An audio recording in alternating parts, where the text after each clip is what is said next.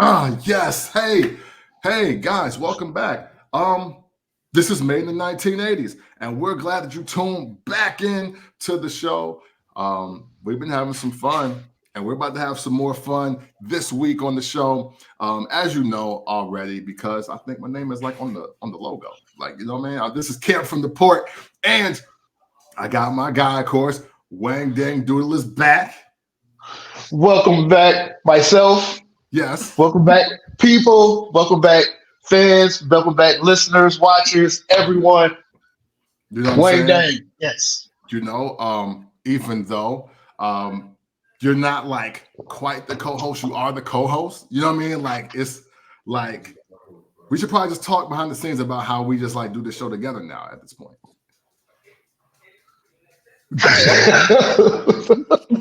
I mean, I kind of became a regular on accident. Ish. Yeah, Accidentally. like accident-ish. It wasn't supposed to be this way, but it kind of just happened. Yeah. I mean, Hey, but we winning, so it kind of is what it is. I'll accept the position if you're offering. Hey, you know what? We're gonna talk. We're gonna talk. We got a lot of stuff to talk about. But we have another special guest. We have a guest here.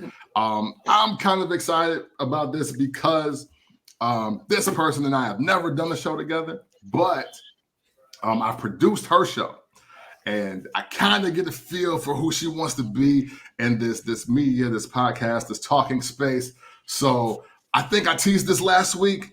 And look, I'm coming through. Look at that, coming through. So this week we got Lexi with the curls. How are you doing, Miss? I thank you for the amazing introduction. Thank you. I am well. I'm just excited to be here, excited to talk to y'all. It's spring is about to happen, and like I'm ready for the nice warm weather. That's what I'm ready for. So I'm ready for an amazing year. I'll be 40 this year, so this is about to be a good year. All right, there we go. There we go. See, look at that. 80s babies turning 40 something. What a time. What a time to be alive. Mm-hmm. So now I do want to ask you questions, but you just brought up something. You said you're ready for spring. And I want everybody to know like where you live and as far as like state, like don't give me your address and nothing like that. Yeah, right. but because to me, spring is like just another day, like about 10 months out of the year for you from where I sit. I don't know, but you let us. Yes. Okay. So I live in Atlanta. I live in the south side of Atlanta. And yeah, it's pretty much warm the majority of the year. Like, I mean, I haven't been able to wear my fur this year. So that tells you a lot. It's pretty much always decent. I'll say that it's always decent weather, unless it's like really bad thunderstorms and stuff. So yes, I live in Atlanta. So it's, it's always going to be warm here. It's always something to do. It doesn't matter if it is a snowstorm. We're still going to do something here. So yeah, we're outside. Yeah. Hey, you know what? As Midwest kids, as Wang and I, we're like, yo, we wait for Atlanta weather and we don't see it till like Memorial Day at the earliest. For real. You know what I'm saying? Even though I'm in Tennessee now. We get more spring winter, but it like snow for real out here. But I love it because the entire state shuts down. So it's yeah. love. I love it. Yeah, no, that's definitely good too. It does shut down here too, but we still don't care. Like, just like during the pandemic, we were outside. Snow, we're gonna be outside. But yes, no, we have nice weather, but I love Tennessee too. I love Tennessee. So yeah, absolutely. Yeah, so Wang, Lexi saw the amazing artwork in the back that you got there. She was also, you know what I'm saying? Yes. Mm-hmm. She was like, yo, that's a super dope Goof Troop photo. I want you to give her a little education on those photos and how you got them and all that of the above. Well, specifically the Goof Troop photo. Mm-hmm. That was a birthday gift for my 39th birthday from my daughter. Oh, that is beautiful. Okay. How old is she? She's 14 now. She'll be 15 in April. But when she did this, she was 13. Love it. Everything on this wall, I can't show you the other walls, but everything on this wall was done by her. Goofy was probably painted, probably took her maybe 2 hours. Wow. Wow. She's dope. She's a great artist. Right? Yeah. I love it. And I won't let her sell none of the art because every time she drops something, I buy it. I love So- it. Hey, it's fire though. It's fire. It So I is. get it. So this is your birthday wall? It's like the birthday, everything from years. Not necessarily the birthday wall, but you can kind of see the evolution of her advancement. You know, Yes. this one was one of her first. This one was one of her first, and then you can kind of just see the advancement. Yep. You know, I want to say this was the second one she ever did. Wow. I love And it. then she did that one. And that's pretty fire for 1 and 2. It is. And Yeah. I'm about to be 43 years old. My first 2 paintings ain't gonna look like that. I'm just throwing it out there. Yeah, I don't know where she gets it from, but I'm glad she got it. Oh, yes. Yes. She's going to make a lot of money with that. Like, all honesty, I knew she was going to be talented. I can't remember how old she was. She was young. And we were talking about drawing. I think it was me and my brother. And I made the statement, I can't draw a straight line. She looks me dead in the eyes and says, Dad, I could draw a straight circle. I knew she was going to be amazing then. Yeah. Because what the fuck is a straight circle? Right. Right. I knew she was going to be amazing. But, hey, man, well, props to your daughter. She is amazing with the pens, with the canvases, with the paint, all of that. Man, listen, if y'all get a chance to get one of these one-of-ones from Wang's daughter, pay promptly and pay double because you see what he's doing out here. He's trying to hoard all the great artwork for himself. Mhm. You can't have it happen. Trying to have a whole museum out here. I love it. Absolutely. Man, we were off mic, y'all, and we were talking about just my recent trip to Georgia and coming back and all of that. And it just occurred to me, and I totally understand this, but Wang has never been to Ruby Tuesdays. Now, I know what y'all thinking. Ken, where the hell did you find a Ruby Tuesday? Well, the answer is Smyrna, Georgia. And it was right across the street from my hotel that I was in for the last couple of days.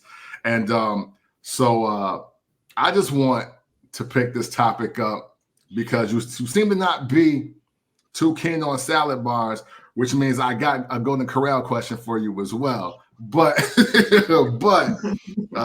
Ruby Tuesday salad bar, let's just pick up right there. Why do you not want to try the salad bar at Ruby Tuesdays, even though you've never been, or just anywhere in general?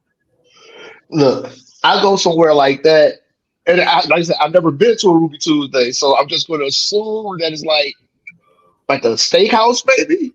Correct me if I'm wrong. Yes, for the most part, it's like, you know what? It is. Remember what Golden Corral used to be like when we were kids, like with the whole like buffet salad bar, but then they had like ice cream machine and all of that. Yeah. That's a lot like what Ruby Tuesdays is or was. I gotta say is because is one still open. So like, but it's it didn't quite look like that now because I was heartbroken when Golden Corral changed. So I remember as a kid, Golden Corral, that was our fine dining establishment in Freeport. facts. You went to Golden Corral on Fridays and Saturdays when that paycheck dropped. Yeah, absolutely. Hey, Lexi, for a little Freeport talk, because we're gonna bring you in on Ruby Tuesdays, but we didn't have Ruby Tuesdays in Illinois, well, at least Northern Illinois. We had Golden Corral. Okay. We had a Ruby Tuesday. Did we have? No, that was TGI Fridays. Never mind. Yes. Which is similar. Mm-hmm. Yeah, so it's very similar. I ain't never been there either, though. So what? So do you eat? Hey, you got a question? We're gonna get into him, but first, Golden Corral. Wang is absolutely right. Listen, if your parents got paid, if you got straight A's, if you already finished your Book It pizza, birthday, still doing good, for your birthday, whatever it is, you went to Golden Corral.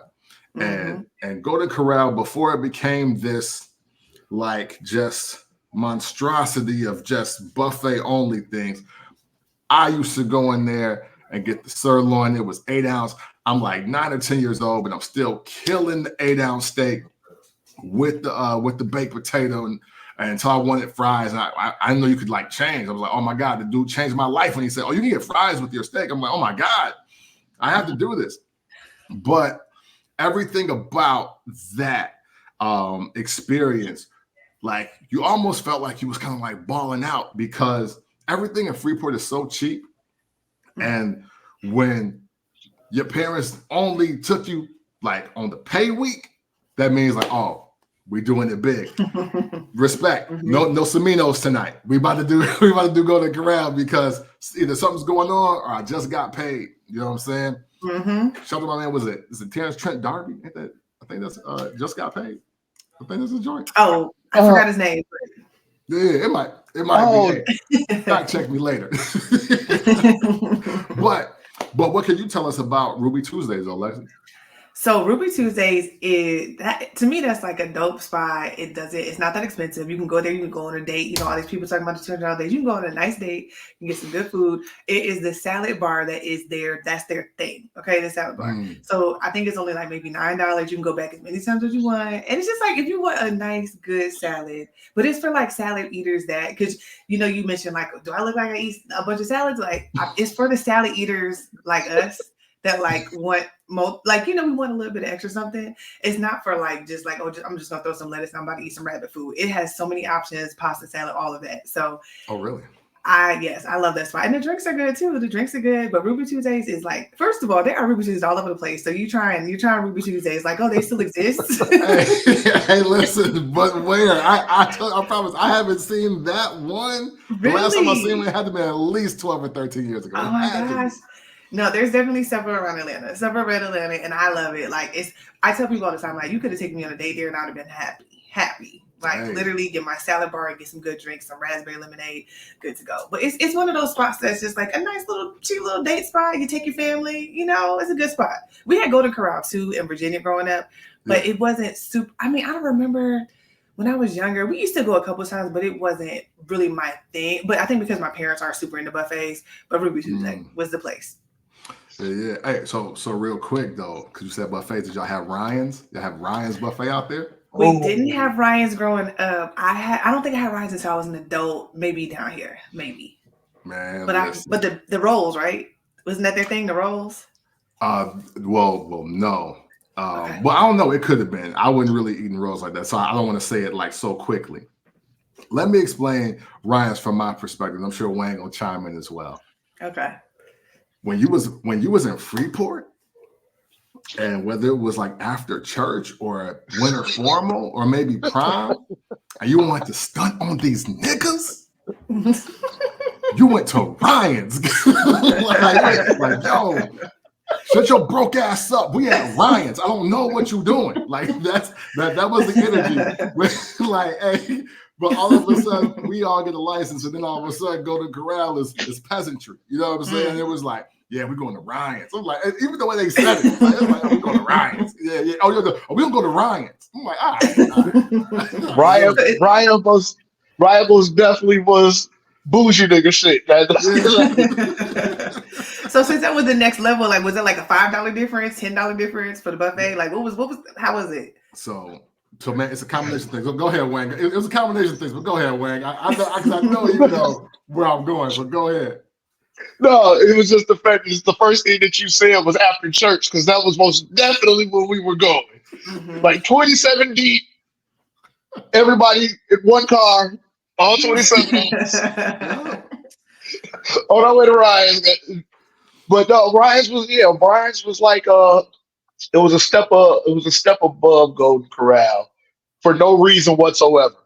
Right. it was just a bigger building. It was literally a bigger building. They had all the same food. It was the same. Right. That's how I was like, what's the difference? Right. But here's the deal from a Freeport perspective. Because you got to drive 25, 30 minutes to get there. You know, like Rockford to Freeport is like a half-hour difference. And some people will tell you 20 depending on how they drive, right? 20 minutes, that is.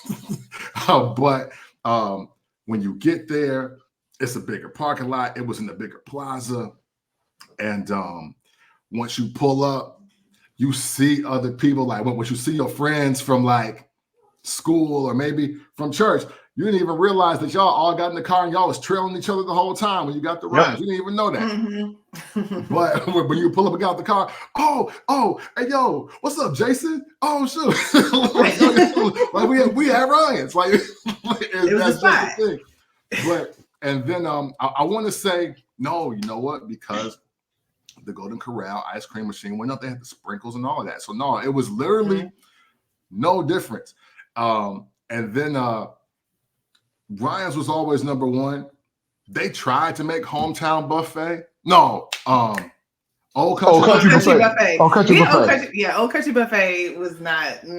Yeah, Old Country Buffet tried to get in the mix. Yeah, we wouldn't have that. We wouldn't have none of that. It's like, nah, like that's cool. Hey, that became the spot where you went because it was too many people at Ryan's. It was too many people at Ryan's.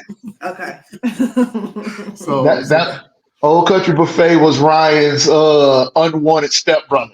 we dealt with you because we had to, not because we wanted to. Yeah, no, absolutely. When you was going to Old Country Buffet, it was like, oh man, we going there. Like, I guess, because like I don't know what it was. To this day, somebody gotta explain to me. Look, if y'all can hear this episode at this spot, and y'all from this era that we talking about, this 80s, 90s, Golden Corral, Ryan's, Freeport to Rockford connection, man. Leave a review and be like, why? What was the hype? Why did we get there? Because man, it became super crazy that Ryan's was just like the hot spot for all things after church, after graduation. Again, winter formal, like you driving everything. You know what I'm saying? And you're like, and we coming from Freeport, so we 16, 17, driving all the way out the way to go have dinner, drive back to the crib, and then go to the dance. Or you was like, yeah, we was at Ryan's. Like, man, shut up.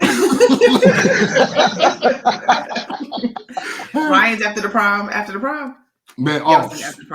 Yeah, at the homecoming dance. Listen, but you know what? Because we small town kids. I'm not sure how big your town was in VA where you grew up, but like we from a real small town. So like Ryan's is like the occasion. Like you could go before prom or after prom, and people be like, "Yo, it's up." Like that was it.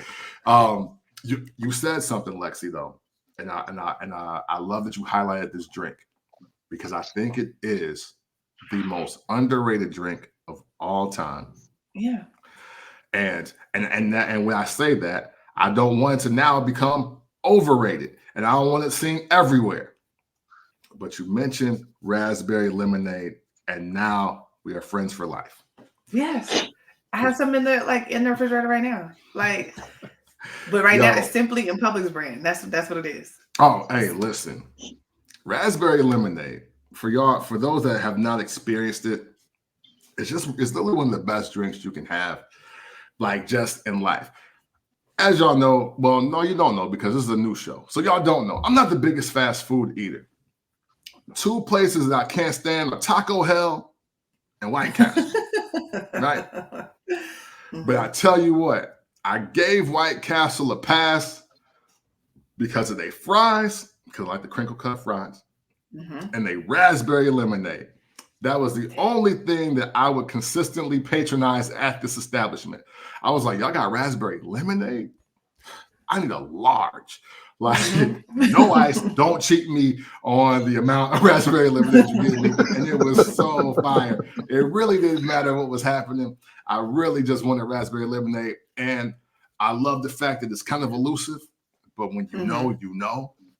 So, man, like, we just got to shout out raspberry lemonade. And Wang, you look puzzled about the raspberry lemonade, man. What's happening, man? Well, it was a statement that you made.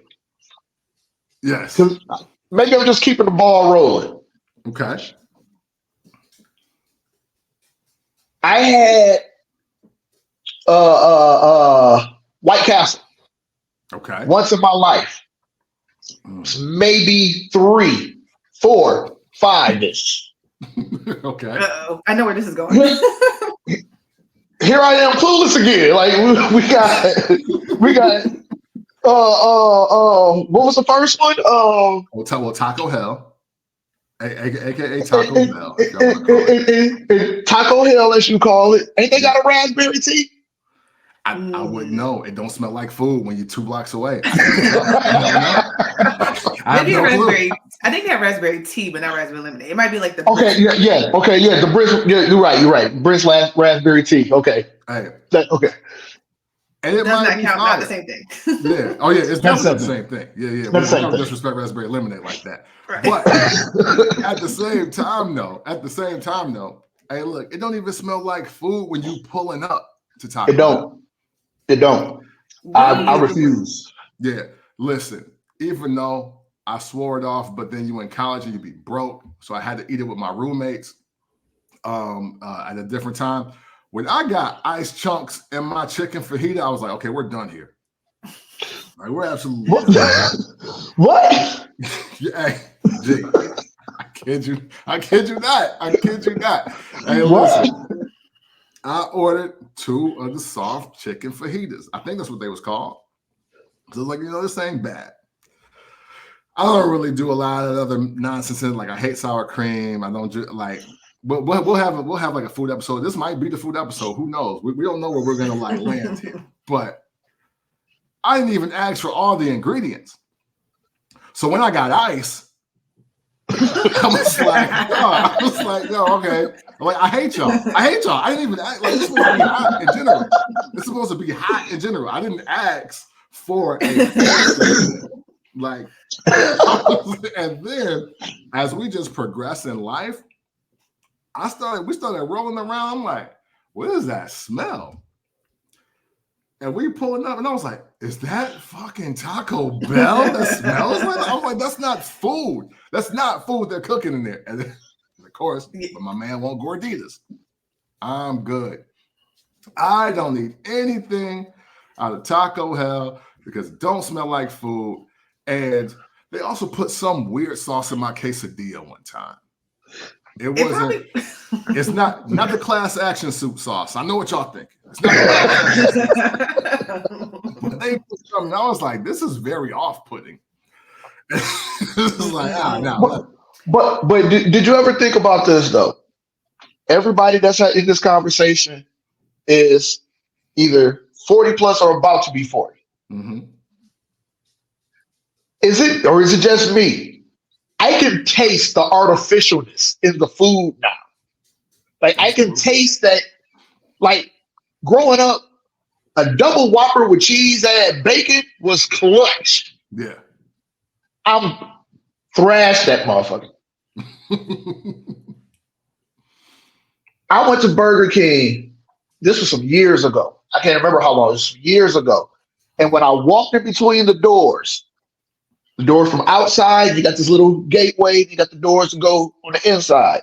Mm-hmm. In that little area, it smelled like a poop.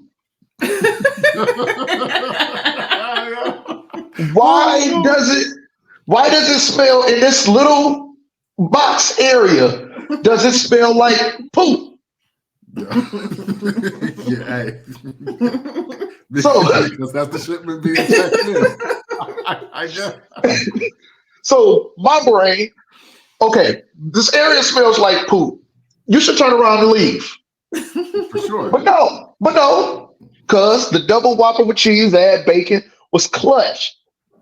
Okay. Got to see it through. Yeah. Okay, I guess. Get the sandwich. I need it made fresh. Mm-hmm. The homie was like, I got you. I see him throw the patties in. Boom, boom. Okay. Chef me up. Fresh fries. Man. I'm finna bang. That was the worst sandwich I ever had in my fucking life. Bro, I know little homie, if he thought he could have got one off on me, I know he would have. Because I bit it, I looked at it, I set it back down, I threw it away, and I have not been to Burger King since. Oh, man. Okay, so I'm a little different. Taco Bell is my favorite fast food place. Oh, it's my favorite. So when you're for you. Look, I never been sick, never had any issues. Y'all talking about all these smells at these fast food places. I don't know what y'all talking about. I've never experienced that. But so yeah, it sounds like y'all are anti-fast food places. Well, because I just met you, this is the first time we ever met, and I'm a respectful gentleman. I'm not even going to ask you the question I was going to ask you. I'm going to let you live today, but don't let us become friends. Hey, listen, you're right, Lexi, to a degree. I'm anti a lot of fast food. Okay. But there are just some things that I noticed that I just can't let slide. Okay. On the Burger King, right? So because we already covered why Taco Hell is a no-go for me. Burger King, though, I don't know if y'all ever did this, but I literally stopped going there for this one thing, and it's not even the menu. It's not the smell. Something totally different, but it's alarming to me. Okay. There was a string for about 2 or 3 years where I would walk into a Burger King and every single table was dirty and there were 2 or 3 flies. Okay. But everybody's just walking past and working like it ain't happening. And I was sitting here like, they're not cleaning up anything in here. And then one time I saw the counter and it was just barbecue sauce, just barbecue sauce. But where they're taking the money, I'm like, yo, why? Why? You don't make anything here. You don't make anything here. You take cash or card. Stop going. I was like, you know what? I've definitely walked into had them in my 3rd Burger King and just walked right out. I was like, man, it's a fly in there, man. They were like, what? I was like, no, the table is dirty and it's a fly in there. Like, I'm not eating there. I feel that. That's a good enough reason. That's a good enough reason for sure. Just walk right out. And then, another reason why is because their fries were always chili. Hear me what I say. I don't mean chili like it was chili fries. Like, they weren't quite cold, but they weren't quite lukewarm either. Right. Because I did the drive-thru thing too. I did it. I was like, and you know me, large fry. I'm the only person that's probably mad that supersize don't exist no more because they were doing the king size. It's like, yo, give me the king size fry. We don't have those anymore. Well, give me 2 larges. Let's go. And my bag had a chill to it. I was like, yo, all I asked for was fries. Y'all didn't even just throw them in the microwave for me? Like, what's up? Especially if that's all you're getting. Yeah, so I tried, and Burger King used to be, look, back in the day, Burger King was like top 2 to me. It was top 2, them and Wendy's. Okay. Wendy's, yes. Wendy's, look, now Wendy's I'll cop out to. I won't even lie. Wendy's to this day, to me, is still good. It ain't fire like it used to be, right? But it's good. It gets the job done. If I'm gonna eat fast food, it will be Wendy's. But obviously, Chick-fil-A is, it's still cool. Even though since the pandemic, the people don't be as nice at Chick-fil-A as they used to be. Yeah, but they're still 10 times nicer than everybody else. Yes, absolutely. Even absolutely, even though at first it was a beautiful day at Chick-fil-A, and it's like, hey, welcome to Chick-fil-A, and God bless you. It's like we'll be nice enough, but that's it. We're not doing that. Hey, but I'll tell you this. I love Popeyes, right? Okay. If I gotta love a place, I love Popeyes, but here's the deal. Unfortunately, I don't think Black people should work at the Popeyes anymore. I know that sound bogus. But hey, y'all on the show with me, so y'all gotta sit here through this. I'm sorry. We talk about fast food, we talk about food, so we gotta do this. I was just telling my fiance, I was like, yo, the Popeyes down the street had some white and some Latin people working in there. And the food is fire. And they got decent personalities in there.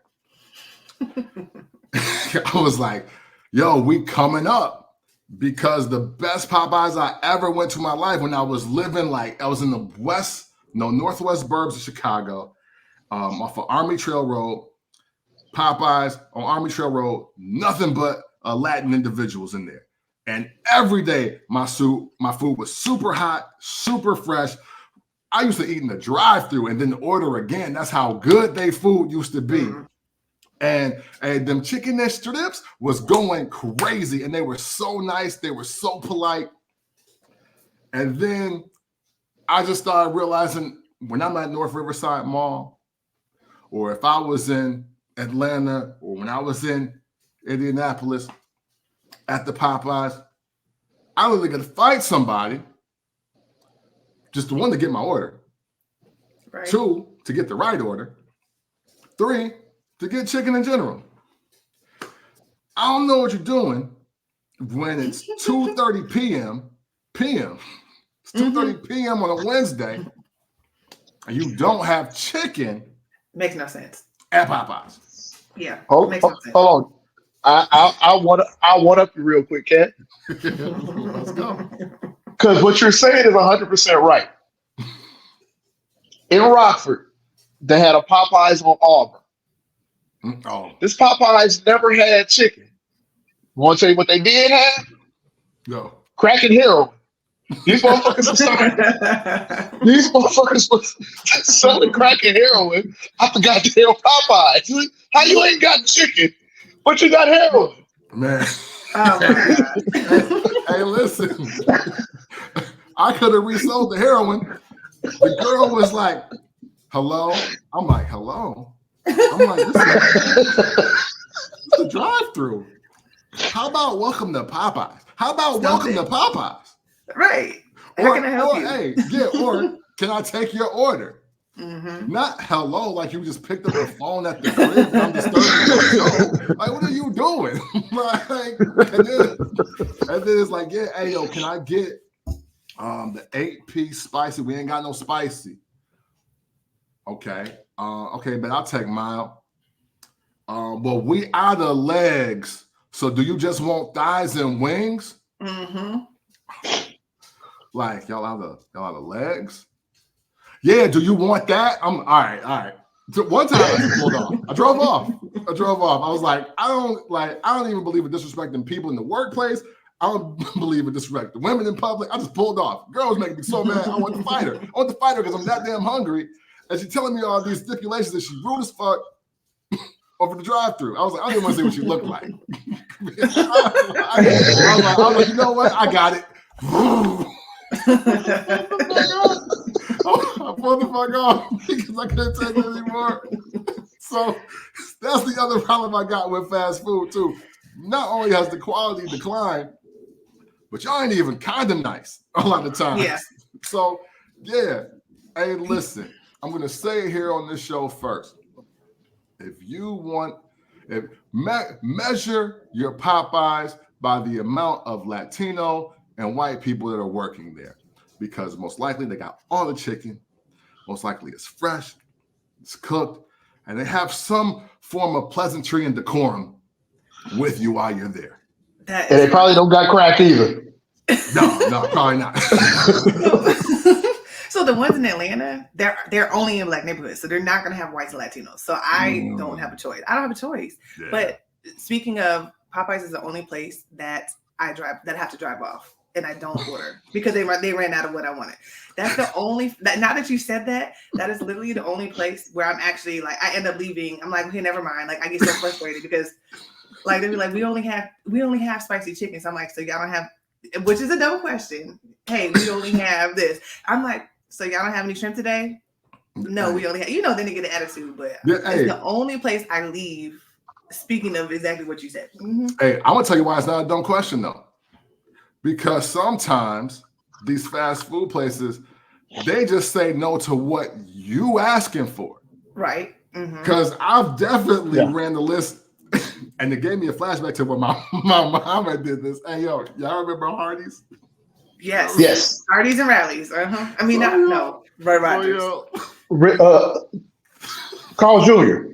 Carl's Jr. It was different in different places. Yep. Yes, also that. Okay. Man, this is a flashback. I'm going to share a story with my mom. I talked about myself more than enough, man. And please, y'all please just jump in here after this. Man, one day, she trying to like just get something after picking me up from school. We pulled in the Hardee's in the porch. And she was like, yo, let me get the Frisco burger. Blah, blah, blah, blah. He was like, sorry, man, we're out of the Frisco burger.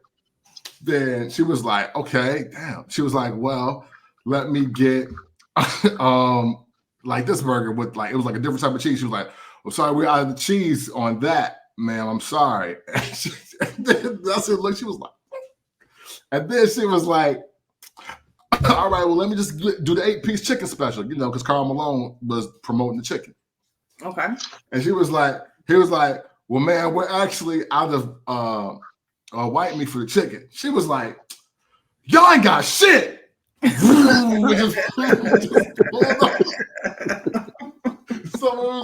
I was like, yo, it's like, hey, look, when I gotta place 3 orders and I'm 0 for 3, close. Yeah. Close. Yeah. Hey, look, today they got it, big dog. You just got to get up out of there. Like, you gotta leave. Turn the lights off, turn this intercom off. Like, you're done here. If I gotta place 3 orders, nah. Yeah, that's nasty work right there. but I've actually been in that situation here in Freeport. Remember, we used to have 2 Burger Kings. We had one on the west end of town, and we had one on the south side of town. I used to work at the one on the west end of town. Okay. Now, mind you, we don't have a burger patty in the building at all. We don't have a Junior Whopper patty. We don't have a regular Whopper patty. Yikes. All we got is fish and chicken. Okay. 2 of the least selling things in the damn building. Now, I don't know if you guys remember. Remember they used to do that specialty burger for the day? Like Mondays it'd be like Junior Whoppers, Tuesdays it'd be chicken sandwich, Wednesday it'd be fish, whatever. Heck yeah. I used to, after the Italian up or the French, whatever it was, the chicken sandwich, whatever. We ran out of meat on $1 Whopper Day. Damn. Now, common sense says just close the doors. Yeah. Right. Because 90% of your customers are going to come in ordering 37 Whoppers. Yeah, for Right. sure. No, we are literally on the clock. Mind you, I'm working in the kitchen, so I'm supposed to be making these Whoppers. By 6 o'clock, I got the whole kitchen cleaned up. It's time to go home. Right. Because we literally sold 3 sandwiches the whole day. Damn. We sold 2 chicken sandwiches and a fish sandwich. Let me see. I got there at 4 and we closed everything down at 11. Wow. Why are we in here working on $1 Whopper Day and we ain't got no Whopper meat? Yeah, for sure. That's like that's stupid. Like, hey, y'all asking to get cussed out when you do things like that. Makes no sense. After a while, I'm like, look, man, just go put a sign on the little thing to tell them that we don't have any Whopper patties. And we were just watching cars pull up, pull off, pull up, pull off. Angry as hell. Yeah. Oh, they got no damn Whoppers. Because now they got to drive to the other side of town and hope that they got Whoppers, but they ain't got none either. Damn. Yeah. Hey, and what's so wild about that is because once you work in like one of the industries, like whether it's fast food or whatever, you realize it's because the store manager didn't place the order right. Yeah. and y'all just didn't get it. Like, and once you realize that, and we still got to open, it's like, well, no, but then you put the headset here, put this headset on, and you take all the orders. Right, you get cussed out today. Like, you fucked it up. You take every order. You tell them we ain't got no Whoppers today. Yeah, like shit. You go ahead and get cussed out today. I'ma chill. Facts. Okay, but Lexi, I got a question though. Yeah. Based off what Cam said about Popeyes and having white Splatinos run the show. Why don't that work for Waffle House? You know what? Okay, maybe not the workers, but the patrons of the restaurant. I went to a white Waffle House the other day, and it was so peaceful, and I really enjoyed it. I was just like, oh, I could walk in. No one's gonna. It's not gonna be like a 60-year-old man trying to holler at me and talk about my legs. And it was actually very peaceful. And I was very shocked because I went to like a white part of town, but usually I'm in my area, I live in a very black area. So when I go to the black one, they already have an attitude and stuff. It's everybody in the restaurant is black, like people that work there and people in chairs. But this particular time, I was like, okay, it was like half whites, half blacks working. And then everybody in there was white, like all of the people in the restaurant, and it was so peaceful. And I was just like, I didn't get harassed. I don't have to like listen to anything. I don't have to be concerned. I can leave my car door open outside. There is a difference in the white areas and the black areas. But was the food as good? It was. It was still good. Oh shit! No, that is the deciding factor. Yes. But also, Waffle Houses though. Those white girls be getting down. They fight too. The white girls that work there. I know you see white girls that work. Oh yeah. No, it's the same. Like I think if you're white and you work at Waffle House, you are really like us. Yeah. Amanda will beat your ass at Waffle House. Yep. Don't get it twisted. Because the first Waffle House I ever went to was in Smyrna. Okay. So, and when I went in there, this place is fucking disgusting. Why are we here? It's dirty, and there's gonna be a roach crawling around. It's a roach crawling around. But when I sat down and what was it called? The All-Star Special. All-Star Special. Right? I was in Atlanta for 4 days, and every morning I went and got an All-Star Special. Mm-hmm. That's what you get. You see, but have you? So do y'all didn't have them growing up? No. But we do. We do have a Waffle House in Illinois.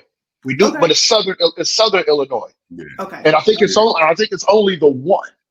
Yeah, wow. Like that's as far north as they go. And it's not in, is it in Carbondale or Carbondale? I was just about to say Carbondale. Yeah, something like that.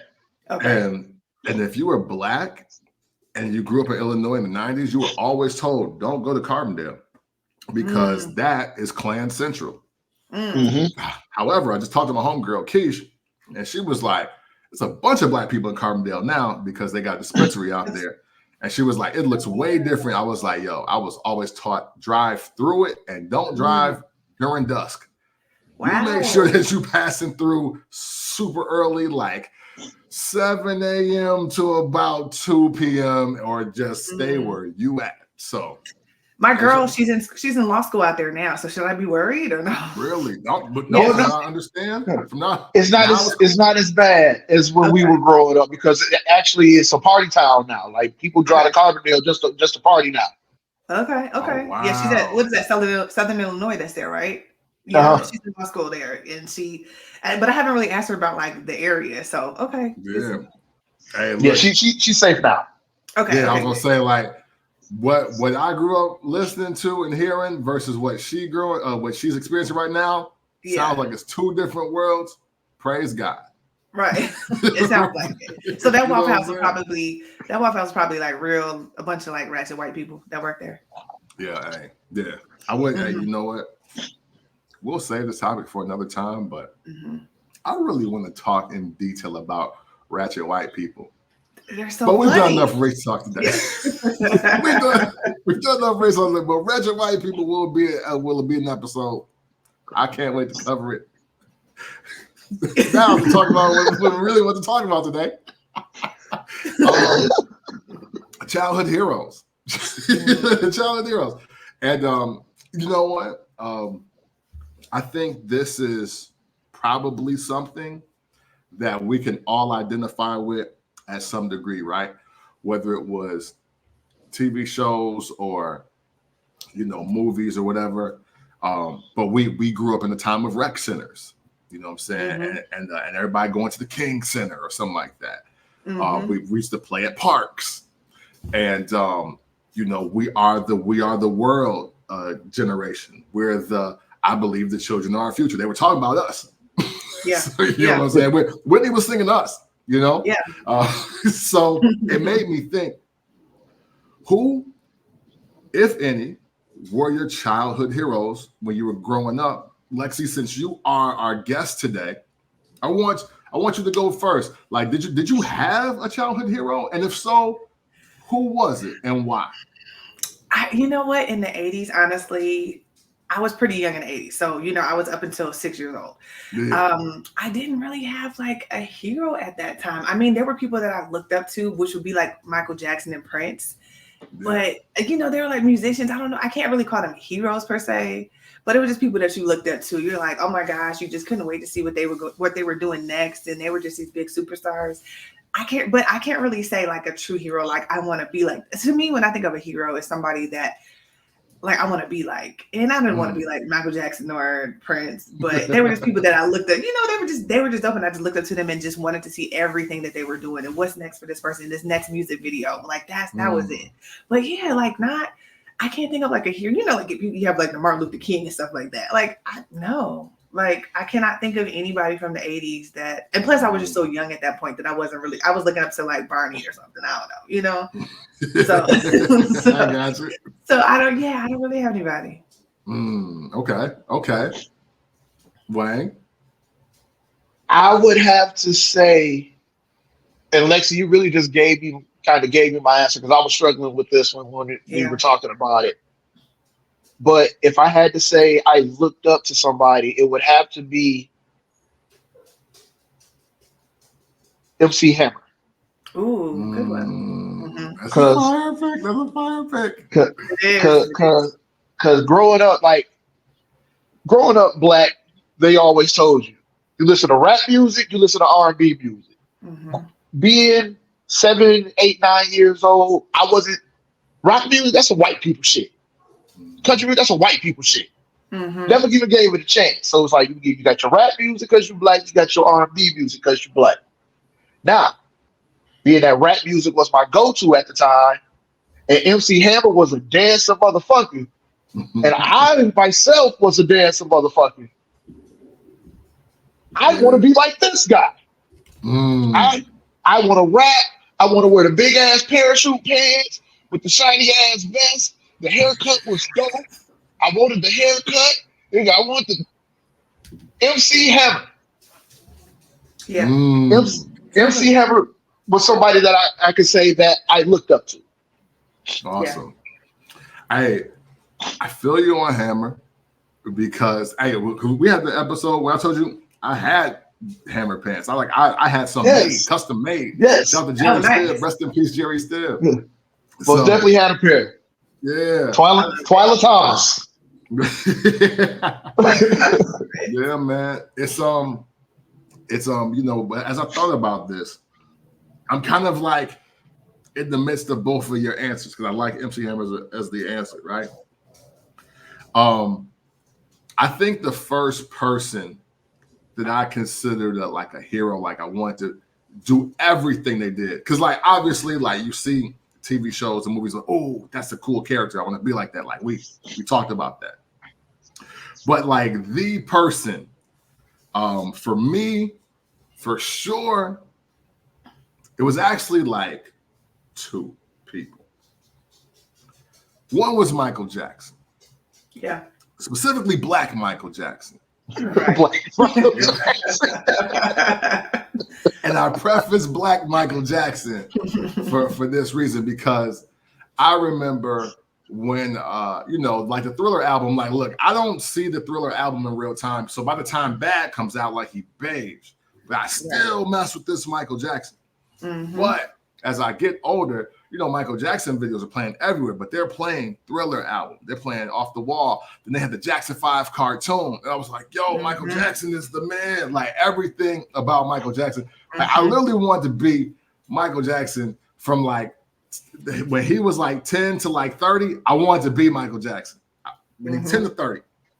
And for a lot of the reasons that you said, right? Because I love the fact that Michael Jackson was just obscure. I don't even want to say different. He was very obscure. It was this thing where it was like even as I was watching the Thriller 40 doc, like the fact that he just chose to wear this sweater vest this tie and this Oxford shirt with a pair of jeans with white socks and loafers. And I was just like, why did he even do that? But I was like, but it's fresh because only he doing it. Like, like he had like the S curl with the Superman curl and the baby hair at the same time. Now my hair never did none of that. I tried. It didn't work out for me. It didn't work out well for me. But Mike did it. It was fire. I still, to this day, I am still collecting all the Michael Jackson jackets. I just found the Varsity Thriller joint. Nice. And I just had to buy it. You know what I'm saying? My aunt sister, she had a Michael Jackson jacket. I used to put it on and dance in front of the fireplace for everybody. Like, yes, I was the kids. Hey, Kim, do the dance, do the dance, do the Michael Jackson stuff. And I'm in front of her fireplace going crazy because she had like the glass that you could see yourself. And so it's always Michael Jackson #1 for me because and then to see that when you see like concert footage, right? And you see everybody going crazy. Like people are dying because they see people are dying. Yeah, you know what I'm saying? Literally. Oh, Michael! They're kicking the bucket right there before your eyes. And I was like, oh wow, he ain't even did nothing. He just walked through. I was like, yeah, I want to do that. Like, like that was my whole thing. And then as I get older, like so as I'm like a teenager in 20s, and then like I look at like teenage Mike. I was like, wow, like if you just see the Dancing Machine video, and if you see like the I think it's Shake Your Body to the Ground. Oh wait, no, Let's Dance. Let's Dance is the joint.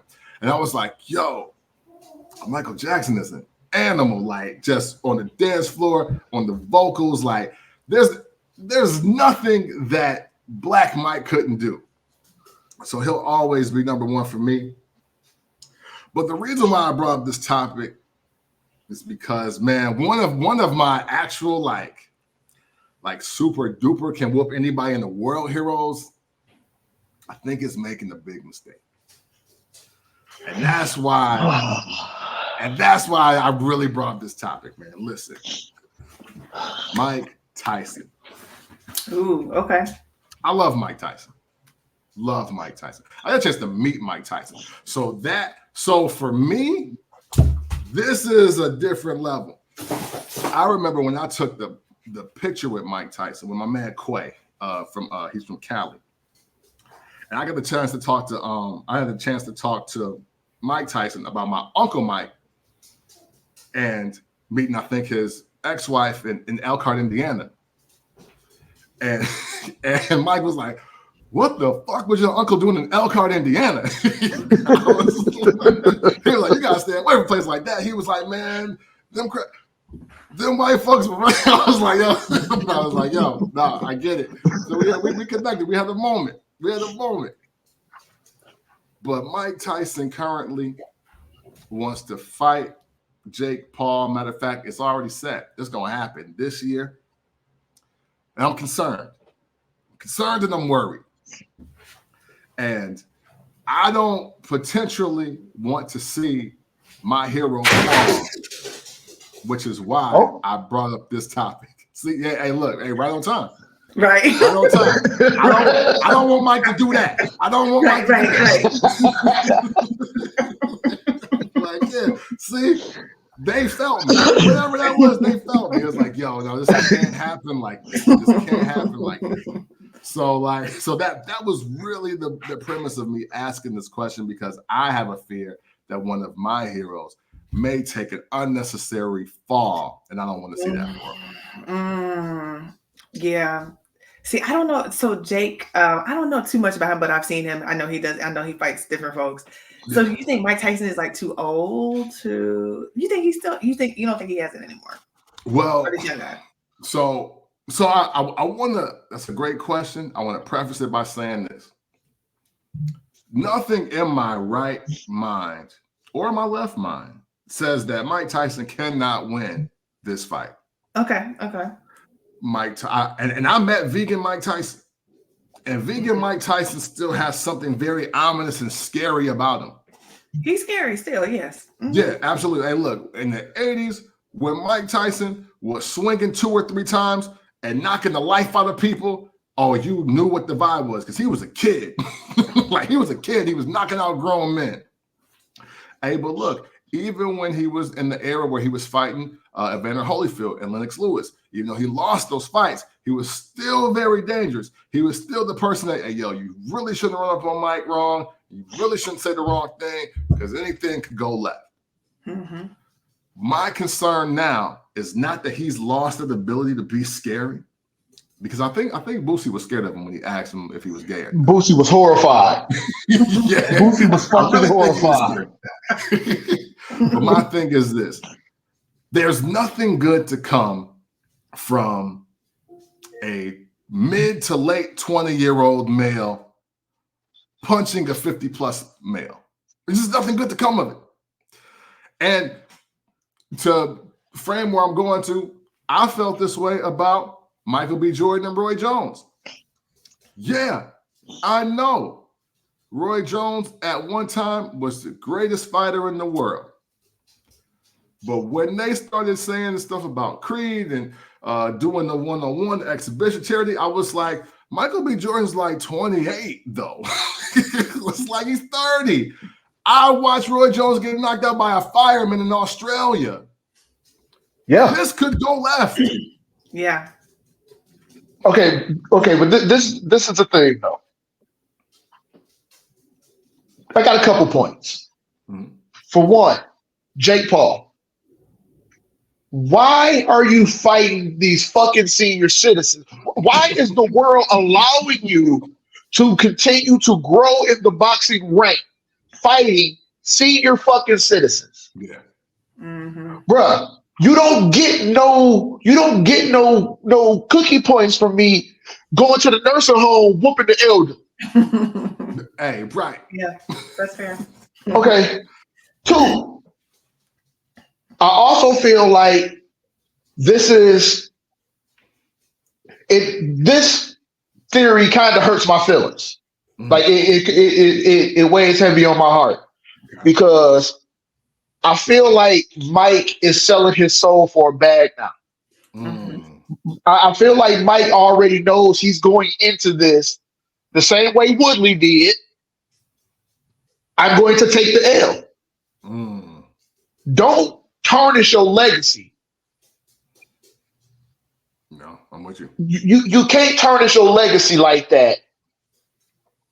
Especially if you're going to do it, let somebody honorable do it. Bro, you just beat up Anderson Silva. Yeah.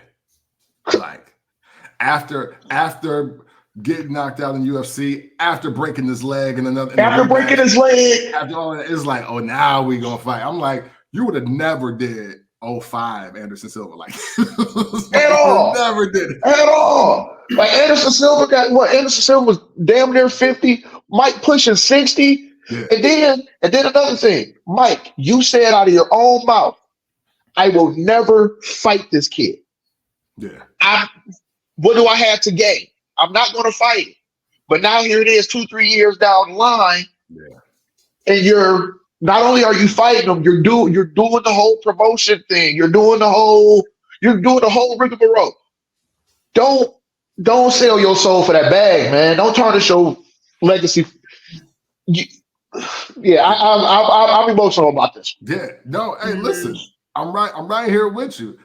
Because to your point, I didn't think anyway. Let me say I don't know because I don't know what people got. I didn't think he needed this bag. That's what I was about to ask because I'm confused why these OGs are doing it. Like, do they need money that badly? Is it a social media thing? They try like what's the incentive doing these? Well, one thing I've seen, I didn't do this. I didn't do a deep dive into it, but they saying that the bag behind fighting these Paul brothers is a hefty fucking bag. Mm. Win or lose, the bag is hefty. So you're right. We talking millions? Yeah, millions. So to frame it, to frame it even better for you, Lexi, especially for these former UFC fighters and some of these NFL players. I think was it an NFL player you fought? No, that was No. Nate Robinson. Yes, I'm sorry. Yeah, that was bad. That was bad. Shout out to Le'Veon Bell though. But Hey, yo, no, but no, hey, but the UFC fighters, the highest paid UFC fighter for an actual UFC match, I think to this day is still Conor McGregor. Conor McGregor. And it took him years to get to, I think it was 3 million was the cap for his fight. Okay. These UFC fighters, they don't make a lot of money. Okay. And that's the prize fight. He fought Mayweather, and in that night alone, I think before the pay-per-view buys, he got 10 million. Wow. So that was the Mayweather exhibition, right? Mm-hmm. So that don't count for neither one of them. And he got 10 million for that. So it took him a while to even be like, yo, why am I coming back to the UFC? Mm-hmm. A lot of these guys get these contracts and maybe they're $250,000, but that's like fight duration. Like, and unfortunately, without a lot of polarizing figures, like if they had 7 Conor McGregors, then maybe the tag would be higher. But some of them, they probably not, like some of them are not making 6 figures a fight. Some of them are not. And that's wild because to my perspective, you know, I'm not really into it, but to my perspective, I hate watching UFC because of all the blood and everything. So I'm like, they're really getting beat up and they could die. I mean, also with inboxing, you can die as well, but UFC seems more dangerous to me. Is it more dangerous? Yes. Oh, absolutely. Yeah, it's way more dangerous. Yeah. And they make less. Yeah, no, hey, listen, your UFC, that every time it's been a mixed martial arts match, because I do want to frame it correctly, because whether it's Strikeforce, whether it's Bellator, whether it's the UFC, mixed martial arts, that's the only time where I've seen arms, legs get broken. Mm-hmm. I've seen people get their eye socket like smashed in. Mm-hmm. I've seen like it's been bad. Like see somebody get gashed, see somebody get knocked out, and they just there for like way longer than 10 seconds. Like you really get rocked in the mixed martial arts world. And some of them, they might be like a great payday for a lot of them is 30, 35K. For that fight, and with the amount of damage your body takes, you're not taking those fights every month. Mm-hmm. You know what I'm saying? You lucky to get 2 a year if you don't get hurt that bad. Like a lot of these guys, men and women, because there's women doing it too.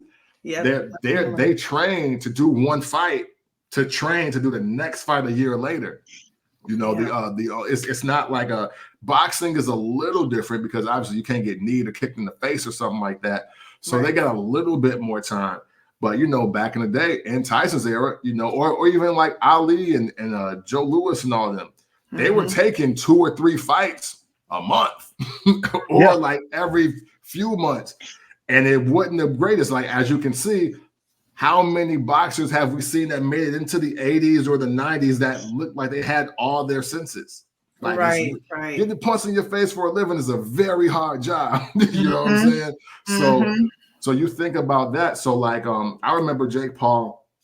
It was the man. I think it was my guy dang, I forget him. I forget. It's the dude that originally lost to Chael Sonnen. I think that's who we fought. But it was the real match was Jake Paul versus Dana White, who's the president or whatever of the UFC. Because he was like, your old fighters or your fighters are making more money and more in one night with me than they made their entire career with you. You need to change the pay scale for how this stuff gets distributed because Monster is $1 billion company. Jack Links, Slim Jim, there's millions of dollars that go into a UFC event, but the fighters are getting thousands at best, and that's even the champions. Like so, even when you say Conor McGregor, he's the one champ definitely making $1 million or more a fight. The other ones can't guarantee it, and that is the very unfortunate part about it. Swinging it back to Mike Tyson real quick, I'm thinking the cannabis game is treating him well.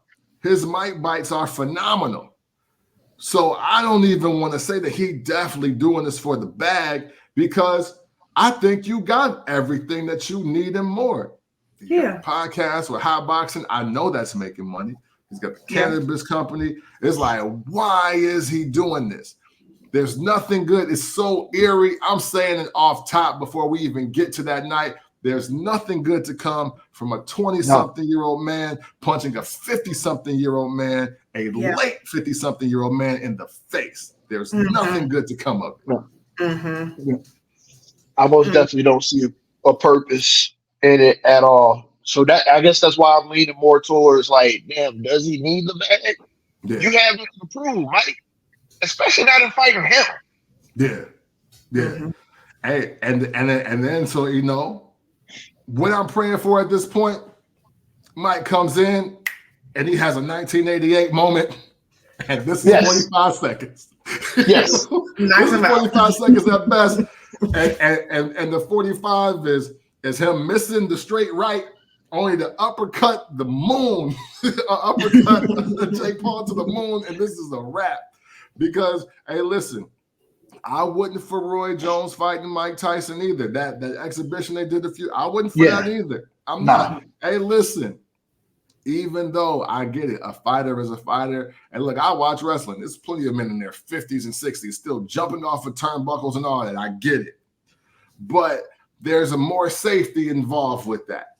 There's more just security with that versus, and even in the exhibition, and the sparring, somebody gets hurt. Hey, listen, I've had my lip busted in the sparring session.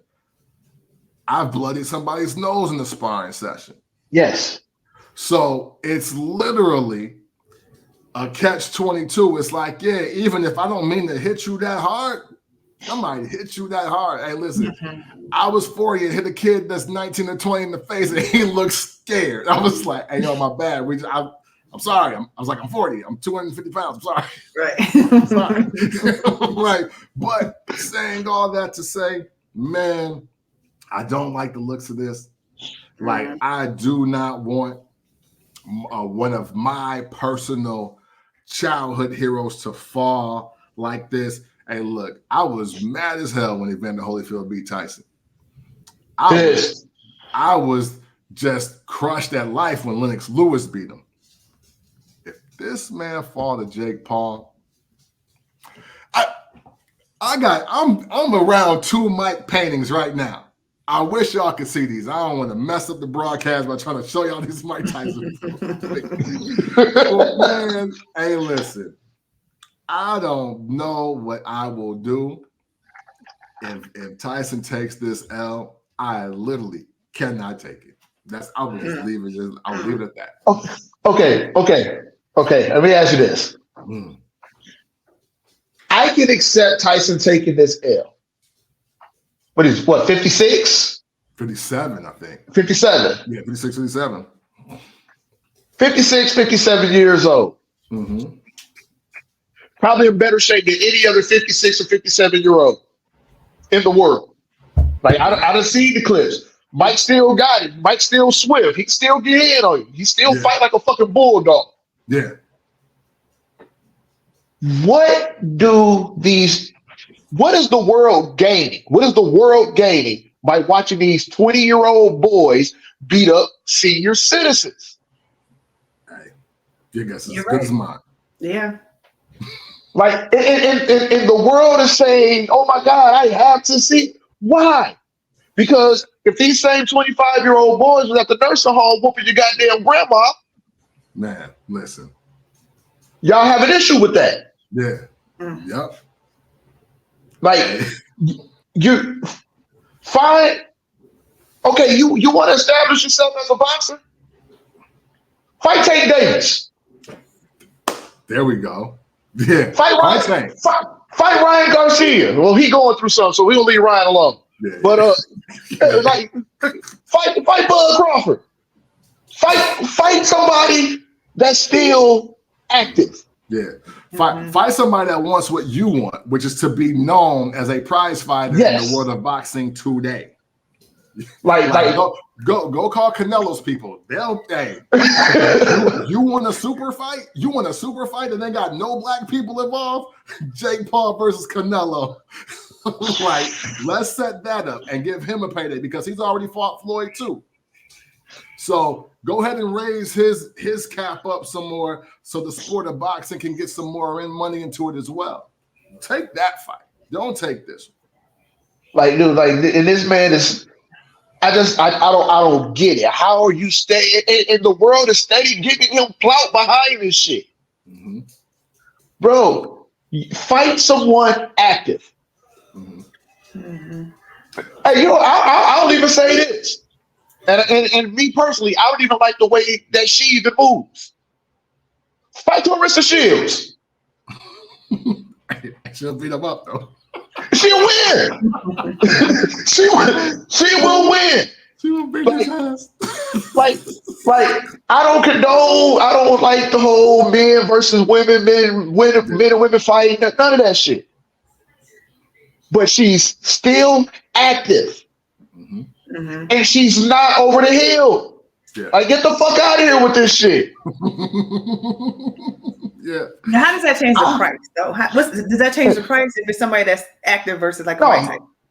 It'll change the price due to the fact of they're not going to take the fight.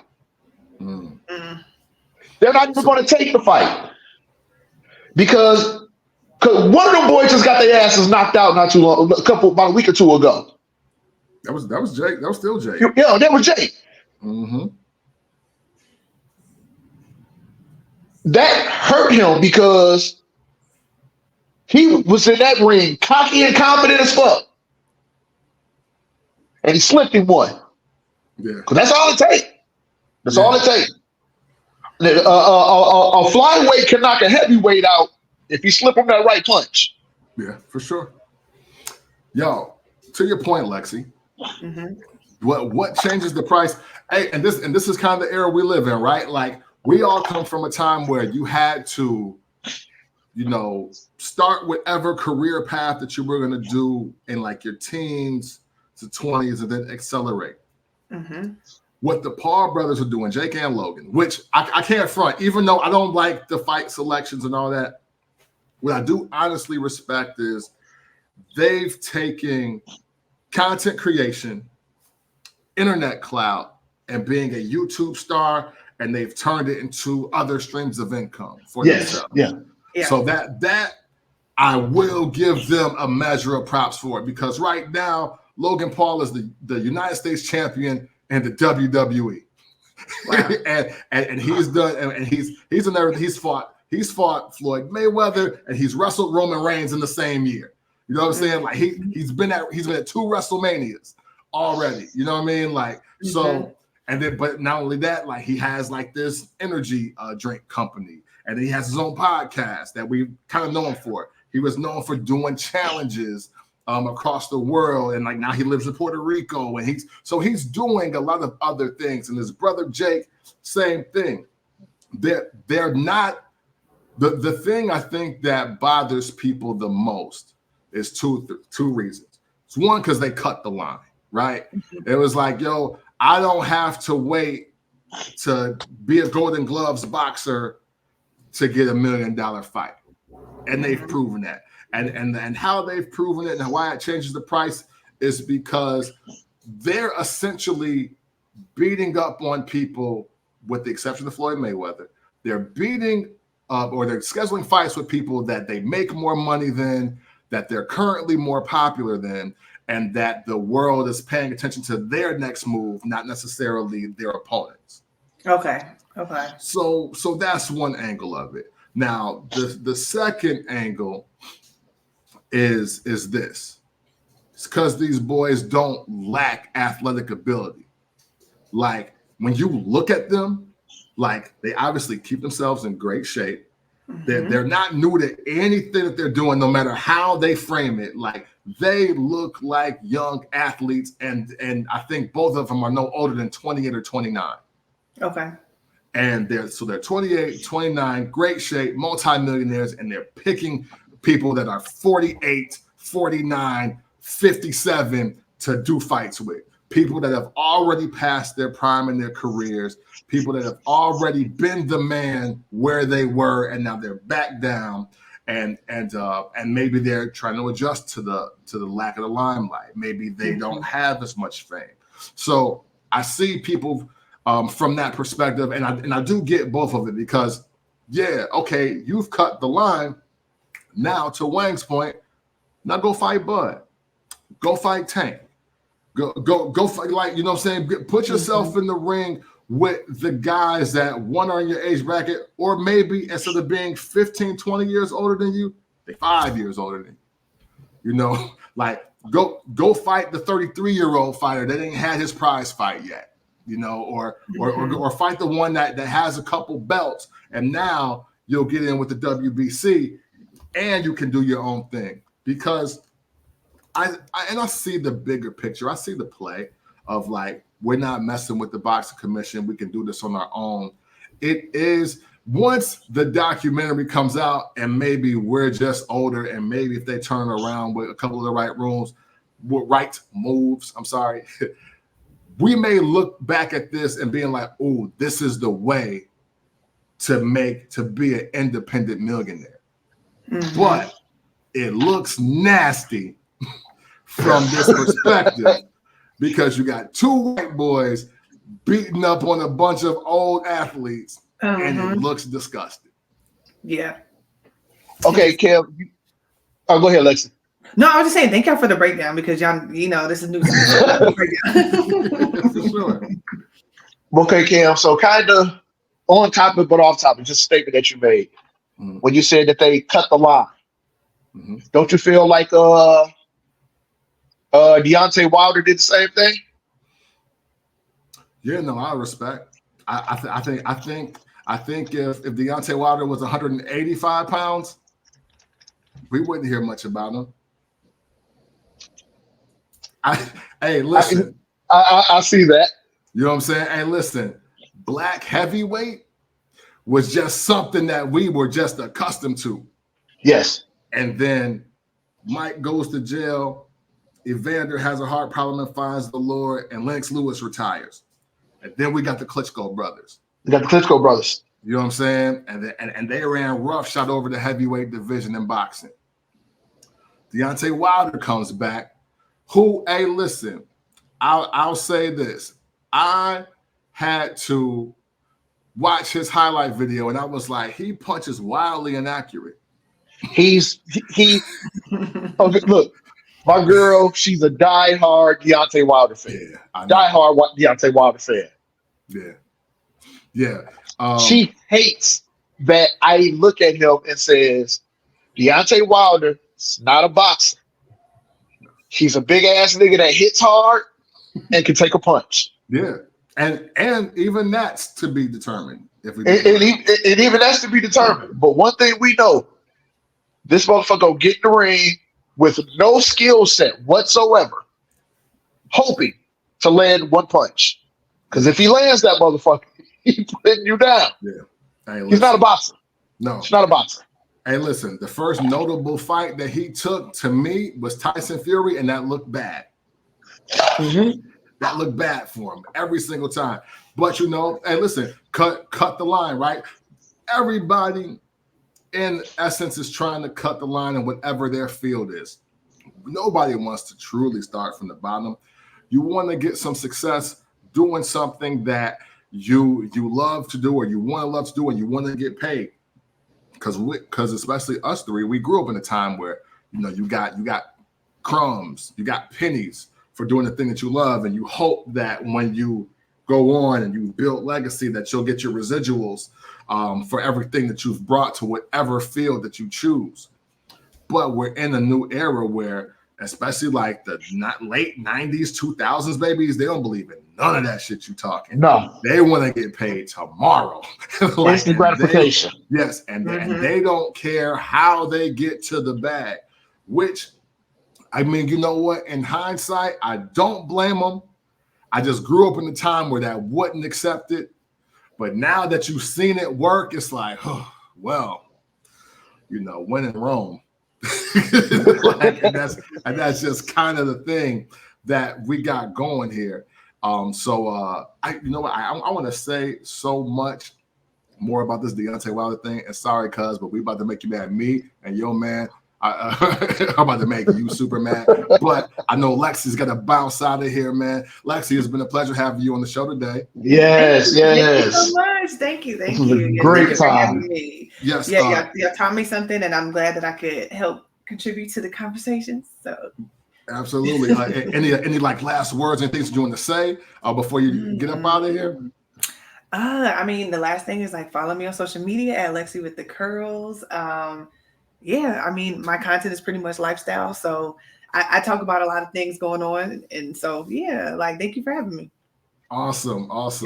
Well, until next time, we hope to have you back, and whatever you do, please be safe. Thank you, y'all too. All right, later. All right. So no, Deontay Wilder cutting the line, man. Listen, listen, black heavyweight. That's all we gotta say, black heavyweight, and. Unfortunately, fortunately for him because he cashed out. But like, dog, I'll tell you this. Now, the one fight I didn't mind Tyson taking was like if he wanted to fight Deontay Wilder, I'd be like, yeah, you can take that fight because I don't think he punches as accurate as Jake Paul. Like, right? I really don't think that. You said Anthony Joshua? Oh no. Jake Paul versus Deontay Wilder. Deontay Wilder. Okay. I thought you said Anthony Joshua. Oh no. But listen, but Deontay Joshua, that should have happened. That should have happened like 10 years ago. Yeah. They missed that boat. Yeah. See, and that's what I don't like. See, because if Deontay was truly the best or one of the best, he would have took a lot of those tough fights, but his team know, his trainers know. Those highlight reels of him just wildly swinging and having to connect. Hey, look, man. If a black man hits you, if a black man in that kind of shape just swing and happens to hit you, like you're gonna hurt you. You know what I'm saying? He's gonna hurt you. Yeah. Hey, I used to say the same thing about Shaq. With Shaq trying to fight on the court, we've seen Shaq take so many wild swings. I remember a game where they were playing the Bulls. That man swung so hard at Brad Miller and missed, but he snatched off his jersey. I'm like, bro, he was right there. How did you swing and strip him? Like he didn't like Brad looked like, whoa, what? Like, yo, where my jersey? You got my nipples out. Yeah, like man, that's crazy. So, but yeah, man. Again, man. Hey, look. On one hand, I can't front. Salute to the Paul brothers, right? Oh yeah, get your bag. Because again, from a money marketing entrepreneurial content creation space, I totally get it. Get it. But man, hey, Jake Paul, let me tell you something, man. You set my man up Tyson for an L, or if I know it's a buyout happening, bruh, nah. I ain't gonna say it. Because, hey, but look, that might be the thing to take this platform to the next level. I'll be like, hey, look, I ain't had no professional fights either, is all I'm telling you. I just don't see how this is taking him to the next level. You are fighting has-beens. Yeah. That you don't get. Man, this shit bothers me, man. Yes. Yeah, it bothers me. But if the world gonna pay for it, give it to them. Yeah. Hey, you know what? And that's the main idea, right? I mean, even as we do the show, made in the 1980s, we're doing it for the purpose of it being something special, and for both of our brands to elevate, and we can generate revenue, so we can leave our current careers. You know what I'm saying? And you're always one moment away. You know, it's we live in a very interesting time, and I never thought I'd see this being our age. I never thought we'd be in this era where, like, oh man, you know what? I'm one viral moment away from capitalizing on that, building a revenue stream, and never having to do regular shit again. Like, who saw that coming? When you graduated high school, who told you something like that could happen for you? Never, never. This was never an option.